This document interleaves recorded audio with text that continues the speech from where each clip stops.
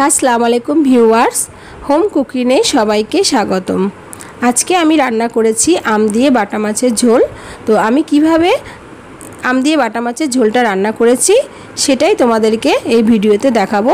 তো তোমরা আমার ভিডিওটি পুরোটা দেখতে থাকো, আশা করি তোমাদেরকে ভালো লাগবে। সবার প্রথমে আমি এখানে 5 পিস বড় বাটা মাছ নিয়েছি।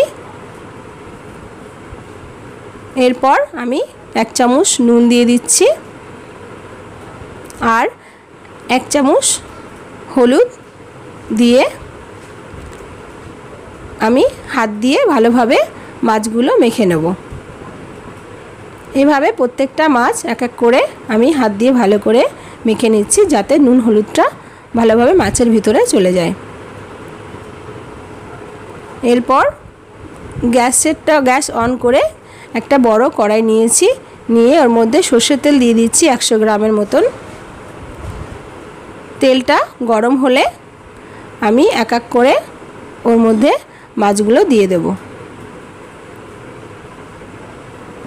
দেবার পর 1 থেকে 2 মিনিটের মতন এক পিঠ ভালো করে ভেজে আমি আর এক পিঠ উল্টে দিচ্ছি।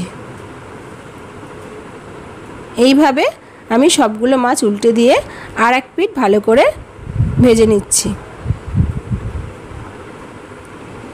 এইভাবে তোমরা মাছগুলো ভালোভাবে লাল লাল করে ভেজে নেবে। দেখতেই পাচ্ছ মাছগুলো লাল লাল করে ভেজে নিয়েছি। তো সবগুলো মাছ আমার এখানে ভাজা হয়ে গেছে। তারপর কড়াইতে আমি 100 গ্রামের মতন সর্ষের তেল নিয়েছি আর ভাজা মাছ যে মাছটা ভেজেছিলাম সেই তেলটাও সঙ্গে অ্যাড করে দিচ্ছি।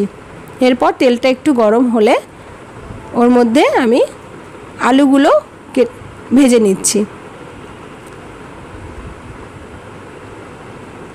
আলুগুলো 1 থেকে 2 মিনিটের মতন আমি ভেজে নেব, বেশি এখানে লাল লাল করব না।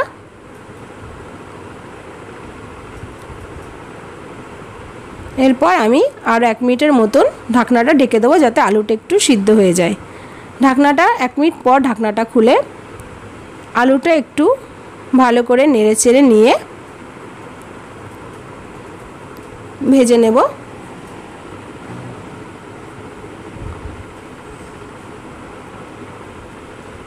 এরপর আমি ওর মধ্যে দিয়ে দিচ্ছি পেঁয়াজের পেস্ট।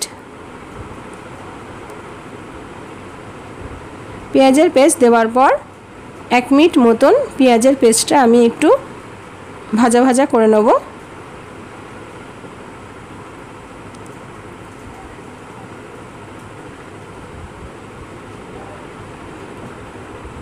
পেঁয়াজের পেস্টটা 1 মিনিট ভাজার পরে ওর উপরে দিয়ে দিচ্ছি আদা রসুনের পেস্ট।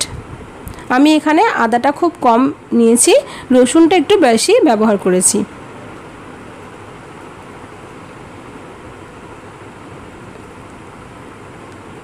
আদা রসুনটা দেওয়ার পরে আমি এখানে জিরের পেস্ট নিয়েছি।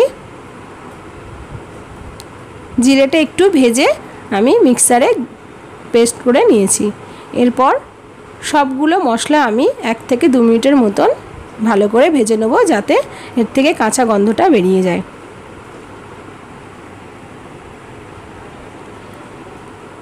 এইভাবে ভালো করে 1 থেকে 2 মিনিটের মতন ভালো করে ভেজে নিয়ে এর উপরে আমি মিক্সার মেশিনের ধোয়া জলটা দিয়ে দিচ্ছি। দেওয়ার পর ভালো করে একটু নেড়েচেড়ে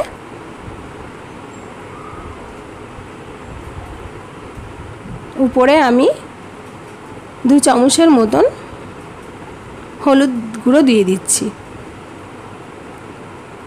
আমি এখানে ছোট চামচের হলুদ দিয়েছি, তোমরা বড় চামচের 1 চামচ হলুদ দিয়ে দেবে। এরপর উপরে দিয়ে দিচ্ছি ঝালের গুঁড়ো 2 চামচ।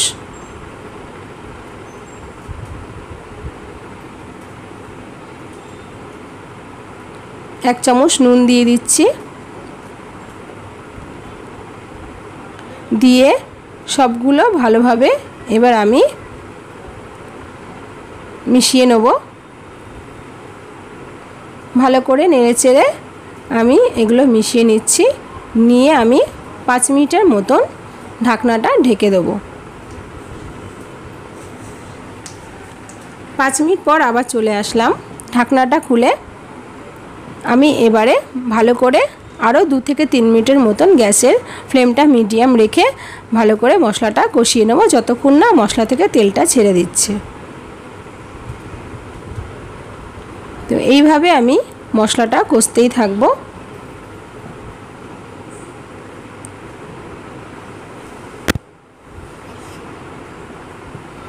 মশলাটা ভালোভাবে কষানো হয়ে গেছে, আর একটু ভালো করে নেড়েচেড়ে নিচ্ছি। দেখতেই পাচ্ছ বন্ধুরা মশলাটা কত সুন্দর কষিয়ে নিয়েছি। এরপর ওপরে আমি পরিমাণ মতন জল দিয়ে দিচ্ছি। তোমরা যেরকম ঝোল পছন্দ করো সেরকম অনুযায়ী জল দিয়ে দেবে। এরপর সব কিছু মশলাটা জলের সাথে মিশিয়ে নিয়ে আমি 5 মিনিটের মতন ঢাকনাটা ঢেকে দেব।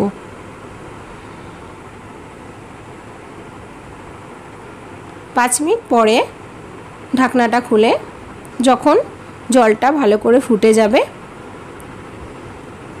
তখন আমি ঝোলের উপরে ভেজে রাখা মাছগুলো এক এক করে দিয়ে দেব।